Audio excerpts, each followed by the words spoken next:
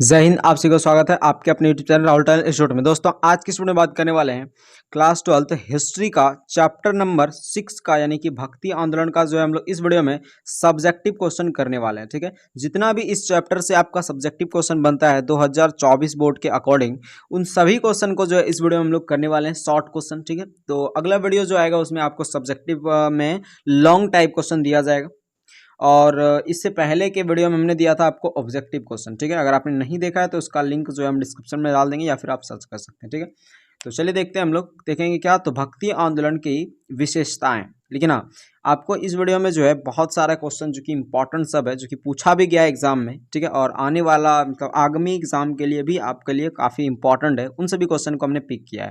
तो ये हो गया दूसरा क्वेश्चन आपका। ठीक है, तो चलिए देखते हैं, और पहला नंबर क्वेश्चन यहाँ पे आपका दे रखा है। ठीक है, इस क्वेश्चन को पहले हम लोग कर लेते हैं। पहला नंबर क्वेश्चन क्या दे रखा है तो ध्यान से पढ़िएगा। क्वेश्चन में क्या क्या रखा है, बोल रहा है कि लिंगायत संप्रदाय की विशेषता का वर्णन करें। लिंगायत संप्रदाय जो है उनकी विशेषता क्या है। तो देखिए लिंगायत संप्रदाय क्या है, तो कर्नाटक स्थित लिंगायत संप्रदाय जो है अपनी पहचान के लिए लड़ाई लड़ रही है। कर्नाटक में स्थित है लिंगायत संप्रदाय, ये अपनी पहचान के लिए क्या कर रही है, लड़ाई लड़ रही है। ठीक है, कर्नाटक की सीमा से हजारों लोगों की भीड़ ने अपनी अलग पहचान की मांग कर रही है, जिसकी प्रमुख विशेषताएं निम्न है। ये हजारों लोगों की भीड़ जो है अपनी अलग पहचान की मांग कर रही है, और इसकी विशेषता क्या है, मतलब ये जो मांग कर रहे हैं किस चीज़ के बारे में मांग कर रहे हैं, तो ये बोलते हैं पहली इनकी विशेषता है कि लिंगायत संप्रदाय के लोगों के अनुसार, यानी इनके लोगों के अनुसार जो कि कर्नाटक के सीमा से हजारों लोगों की भीड़ का मांग है, इसके अनुसार यह धर्म भी, यानी लिंगायत जो धर्म है, ठीक है, यह धर्म भी हिंदू मुस्लिम क्रिश्चियन आदि की तरह है। यानी लिंगायत संप्रदाय के लोगों के अनुसार जो है कहता है कि यह धर्म भी जो है हिंदू मुस्लिम सिख ईसाई क्रिश्चियन के तरह ही यह धर्म भी है। और दूसरा इसकी विशेषता क्या है, तो दूसरा इसकी विशेषता यहाँ पे दिया गया आपका। ठीक है, तो दूसरा विशेषता देखिए, दूसरा विशेषता है कि लिंगायत संप्रदाय के लोग जो है वेद पुराण मूर्ति पूजा में विश्वास नहीं रखते हैं। ठीक है, लिंगायत संप्रदाय के जो लोग हैं वो वेद हो गया, पुराण हो गया, मूर्ति पूजा हो गया, इन सब चीज़ों में विश्वास नहीं रखते हैं। ठीक है, अगला क्वेश्चन देखिए हमारा है, तो आपको ये समझ में आ गया लिंगायत संप्रदाय के लोगों का, यानी ये लिंगायत संप्रदाय के लोग जो है क्या है, तो लिंगायत संप्रदाय की विशेषता क्या है, तो लिंगायत संप्रदाय जो है कर्नाटक स्थित एक स्थान है कर्नाटक, वहाँ से हजारों लोगों की भीड़ जो है अपनी पहचान के लिए लड़ाई लड़ रही है। इनकी विशेषता क्या है, तो पहली विशेषता हमने देखा, क्या देखा, पहली विशेषता कि ये लिंगायत संप्रदाय के लोग जो है हिंदू मुस्लिम क्रिश्चियन आदि धर्मों की तरह भी अपना धर्म भी मानता है कि मेरी भी एक पहचान है। और दूसरा विशेषता हमने देखा कि लिंगायत संप्रदाय के लोग जो है वेद पुराण और मूर्ति पूजा पर क्या करते हैं, विश्वास नहीं रखते हैं। ठीक है, चलिए दूसरा क्वेश्चन हम लोग देख लेते हैं। दूसरा क्वेश्चन कई बार आपके एग्जाम में बन चुका है, इसलिए मोस्ट वीवीआई क्वेश्चन है ये। क्या है आपका, मोस्ट वीवीआई। तो सगुण और निर्गुण भक्ति में क्या अंतर है। सगुण भक्ति क्या होता है, देखिए सगुण भक्ति वाला जो भक्त होता है, सगुण भक्ति वाला भक्त भगवान को मनुष्य या कई रूपों में मूर्ति बनाकर उनकी पूजा करते हैं। यानी सगुण भक्ति किसको कहते हैं, तो वैसे भक्त या फिर वैसे भक्ति जिसमें भक्त भगवान को मनुष्य या कई रूपों में मूर्ति बनाकर, यानी मूर्ति बना करके उनकी पूजा करना सगुण भक्ति कहलाता है। ठीक है, जबकि निर्गुण भक्ति वाला जो भक्त होता है वो भगवान को निराकार अविनाशी चराचर का रचनाकार मानते हुए इनकी बस आराधना करता है। क्या करता है, आराधना करते हैं। ठीक है, पूजा नहीं करते, उनके कर्मकांड पे विश्वास नहीं करते निर्गुण भक्ति वाले, बल्कि बस आराधना करते हैं। ठीक है, अगला क्वेश्चन, मीराबाई पर संक्षिप्त टिप्पणी लिखें। आपको पता है ये बहुत ज़्यादा इंपॉर्टेंट है, मीराबाई पर संक्षिप्त टिप्पणी लिखें।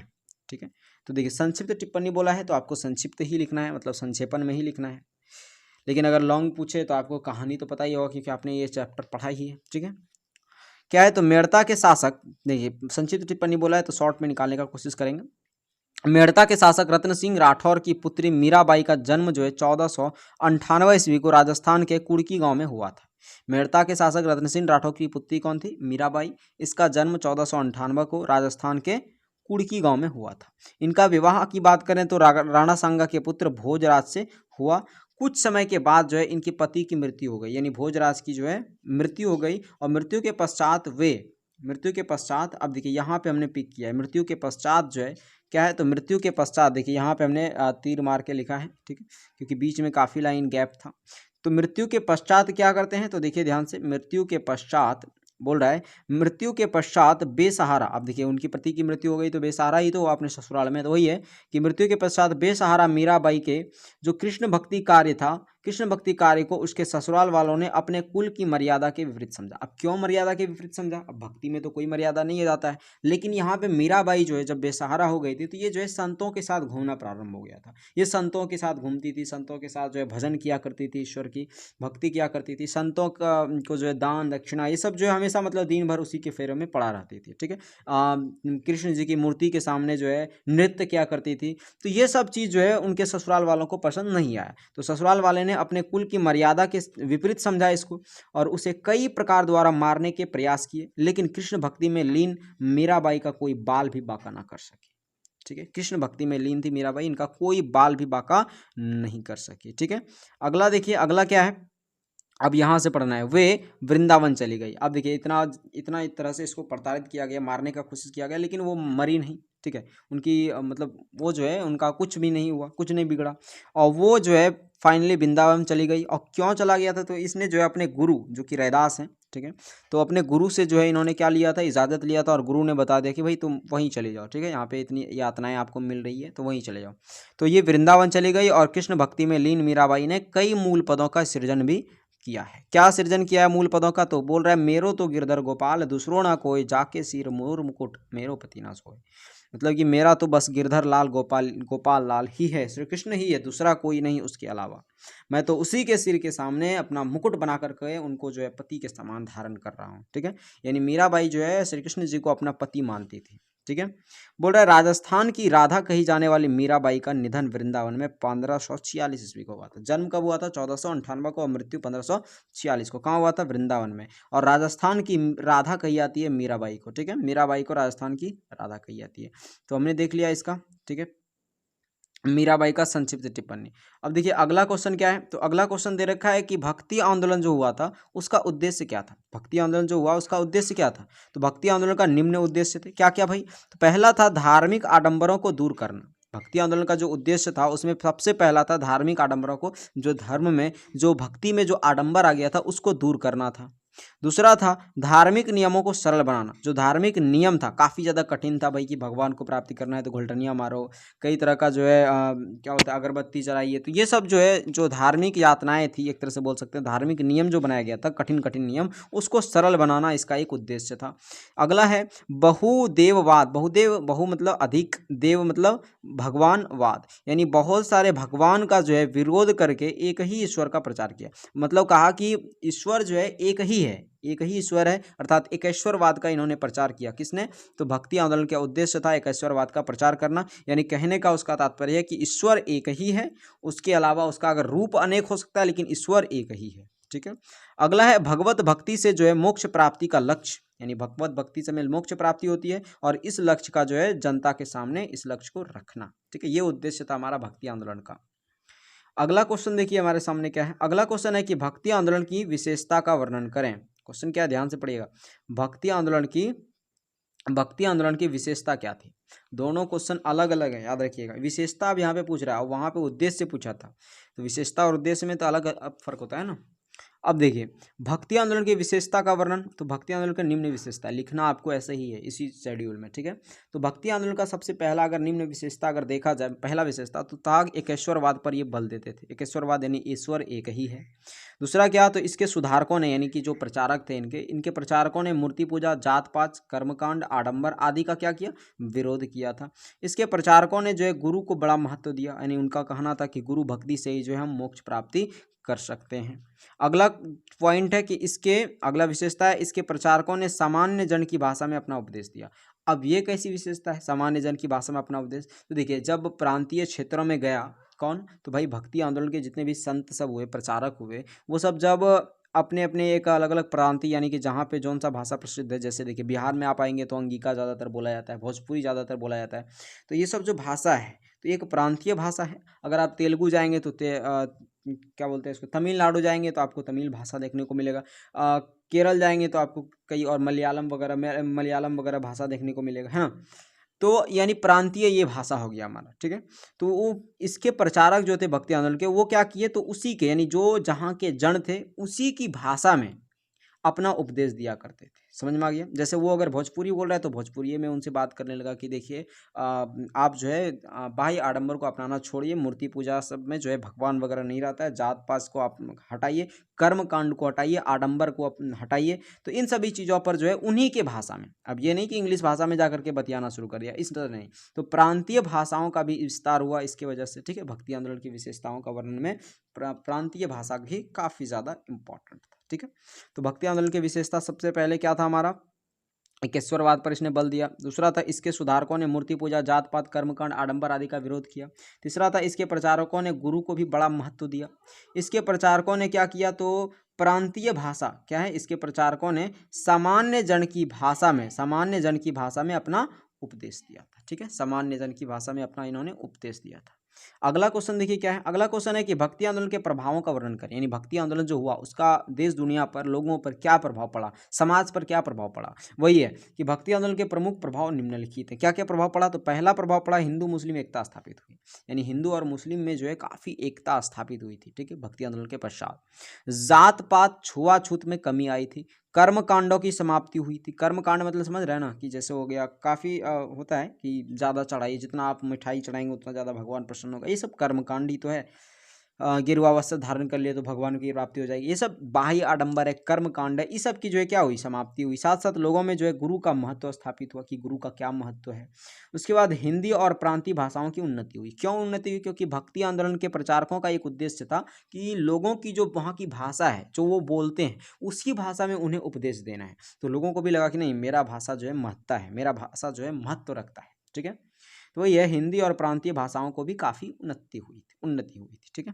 अब अगला क्वेश्चन देखिए क्या है, अगला क्वेश्चन है कि सूफी के मुख्य संप्रदाय कौन कौन से थे। क्वेश्चन क्या है कि सूफी के यानी सूफियों के मुख्य संप्रदाय कौन कौन से थे। अगर देखा जाए तो बहुत सारा संप्रदाय है, जिनमें से मुख्य संप्रदाय के बारे में पूछा है तो मुख्य संप्रदाय ही बोलेंगे। सूफियों के कई संप्रदाय में चिश्ती संप्रदाय, सुहरावर्दी संप्रदाय, कादरी और नक्शबंदी संप्रदाय प्रमुख थे, ठीक है। चिश्ती, सुहरावर्दी, कादरी, नक्शबंदी, ये सब जो है क्या थे, प्रमुख संप्रदाय थे। अब इसके बारे में कुछ जो है पॉइंट लिख देते हैं, क्योंकि बहुत ज़्यादा ज़रूरी है। क्या है, तो देखिए चिश्ती संप्रदाय के बारे में थोड़ा सा जान लेते हैं। तो इसके प्रमुख संत की अगर बात करें चिश्ती संप्रदाय के ना, तो वो था सलीम चिश्ती, यानी चिश्ती संप्रदाय के प्रमुख संत सलीम चिश्ती थे। इनका दरगाह कहाँ है, तो इनका दरगाह फतेहपुर सिकरी में। सलीम चिश्ती का दरगाह कहाँ है, फतेहपुर सिकरी में। इनके आशीर्वाद से ही, यानी फतेहपुर सिकरी में जो स्थित हमारा सलीम चिश्ती का दरगाह है, इनके आशीर्वाद से ही ऐसा माना जाता है कि सम्राट अकबर के पुत्र सलीम जहांगीर जी का जो है जन्म हुआ था, ठीक है। सम्राट अकबर का पुत्र सलीम जहांगीर का जन्म किनके आशीर्वाद से हुआ था, तो सलीम चिश्ती यानी चिश्ती संप्रदाय के प्रमुख संत से, ठीक है।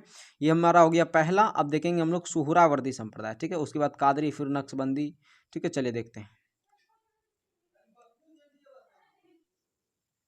देखिए यहाँ पे है सुहरावर्दी संप्रदाय आपका, ठीक है। तो अब हम लोग सुहरावर्दी संप्रदाय भी देख लेते हैं साथ ही साथ। देखिए सुहरावर्दी संप्रदाय, इसके सबसे प्रमुख संत की अगर बात करें तो शेख बहाउद्दीन जकारिया था। कौन था, सुहरावर्दी संप्रदाय के सबसे प्रमुख संत शेख बहाउद्दीन जकारिया, ठीक है। तीसरा है कादरी संप्रदाय। कादरी संप्रदाय कौन है भाई, तो भारत में इसके प्रवर्तक जो है ना मोहम्मद गौस थे। भारत में अगर इसके प्रवर्तक कादरी संप्रदाय की बात किया जाए तो मोहम्मद गौस थे, और राजकुमार दारा जो है इसी सिलसिले से जुड़े हुए थे। राजकुमार दारा जी जो थे वो भी इसी सिलसिले से, यानी कि कादरी सिलसिले, कादरी संप्रदाय से जुड़े हुए थे। चौथा है हमारा नक्शबंदी संप्रदाय। अब ये नक्शबंदी संप्रदाय काफ़ी ज़्यादा इंपॉर्टेंट है, क्योंकि यहाँ से आपका एक ऑब्जेक्टिव तो हर साल पूछा ही जाता है। क्या है, तो ख्वाजा वकी बिल्लाह जो कि काबुल के रहने वाले थे, भारत में इसके प्रवर्तक थे, यानी भारत में जो है इसके प्रवर्तक भी रहे हैं। कौन, तो ख्वाजा वकी बिल्लाह, ठीक है। ये औरंगजेब इसी संप्रदाय से जुड़े थे। अब यहाँ से क्वेश्चन पूछा जाएगा औरंगजेब जो है किस संप्रदाय से जुड़े थे, तो नक्शबंदी संप्रदाय। औरंगजेब किस सिलसिला से जुड़े थे, नक्शबंदी सिलसिला से, ठीक है।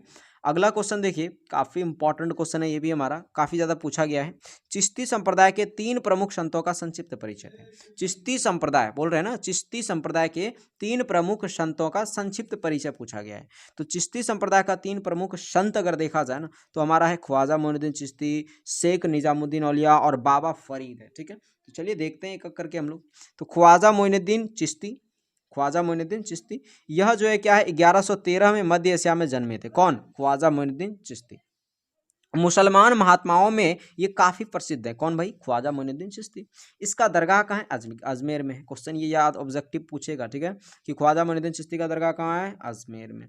दूसरा है हमारे पास निज़ामुद्दीन औलिया यानी शेख निज़ामुद्दीन औलिया। दिल्ली में स्थित प्रसिद्ध दरगाह, यहाँ प्रतिवर्ष मेले के अवसर पर हिंदू मुस्लिम आते हैं। दिल्ली में स्थित प्रसिद्ध दरगाह कौन है? शेख निज़ामुद्दीन औलिया का दिल्ली में जो है दरगाह है, प्रसिद्ध दरगाह है। यहाँ प्रतिवर्ष मेले के अवसर पर जो है हिंदू मुस्लिम दोनों आते हैं, ठीक है। अब देखिए तीसरा है हमारा बाबा फरीद। कौन है? तीसरा चिश्ती संप्रदाय के संत कौन है? बाबा फरीद। काबुल के राजवंश में पैदा होकर यह मुल्तान में रहा करते थे। मुल्तान में कौन रहा करते थे? काबुल राजवंश में पैदा हुआ। काबुल का है पाकिस्तान में, आपको पता होगा। और मुल्तान में ये रहते थे कौन? बाबा फरीद, जो कि चिश्ती संप्रदाय के प्रमुख संत थे, विशेष संत थे। इनसे जो है हिंदू मुस्लिम काफ़ी प्रभावित थे। ना केवल हिंदू बल्कि मुस्लिम भी इससे प्रभावित थे। मुस्लिम हिंदू दोनों प्रभावित थे। ये मनुष्य मात्र से प्रेम करने की शिक्षा देते हैं। ये कहते हैं कि मनुष्य से जो है प्रेम करो, ठीक है।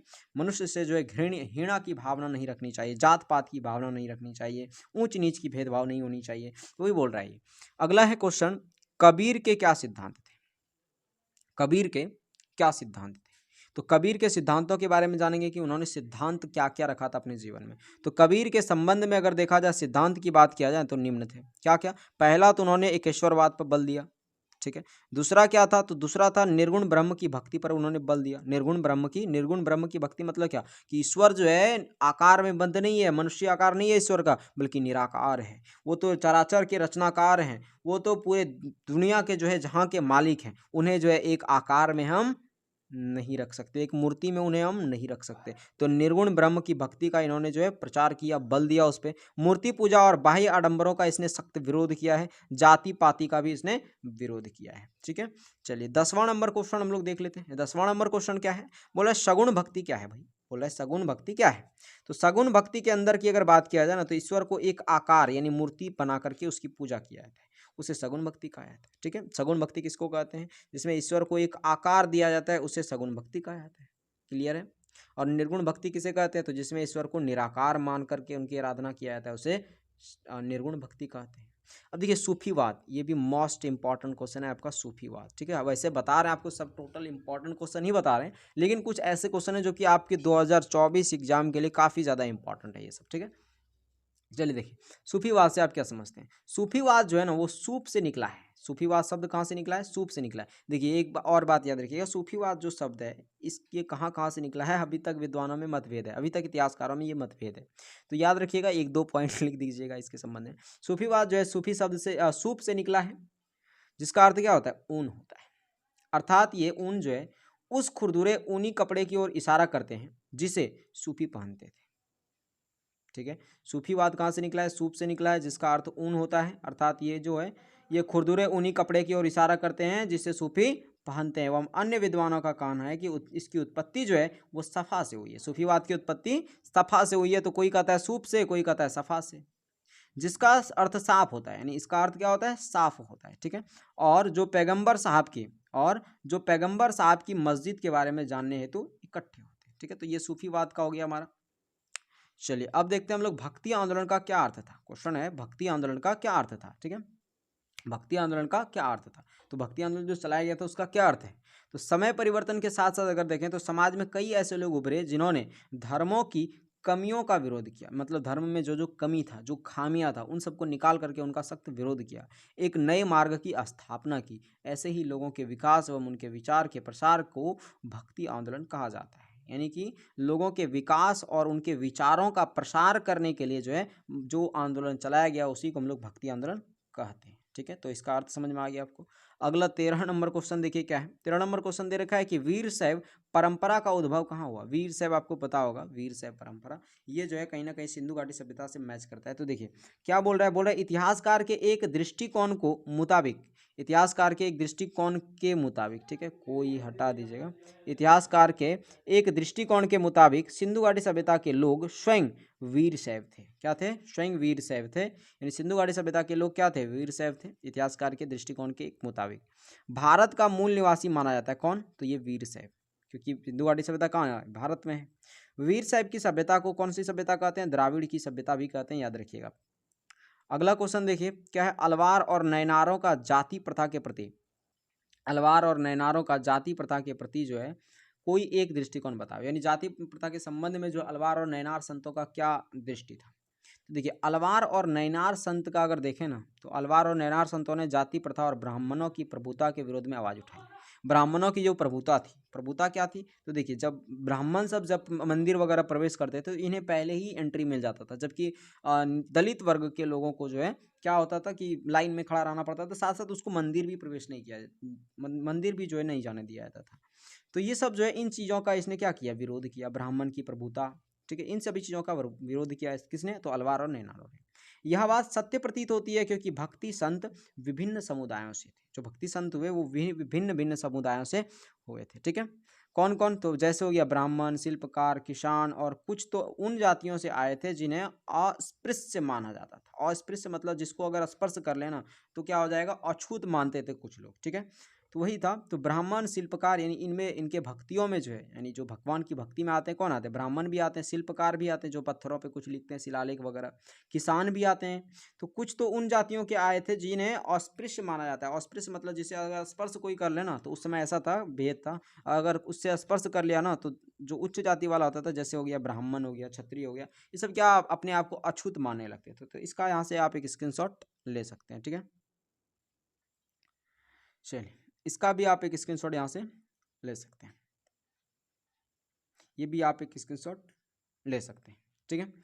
तो हम लोग मिलते हैं अगले वीडियो में, तब तक के लिए जय हिंद, जय भारत।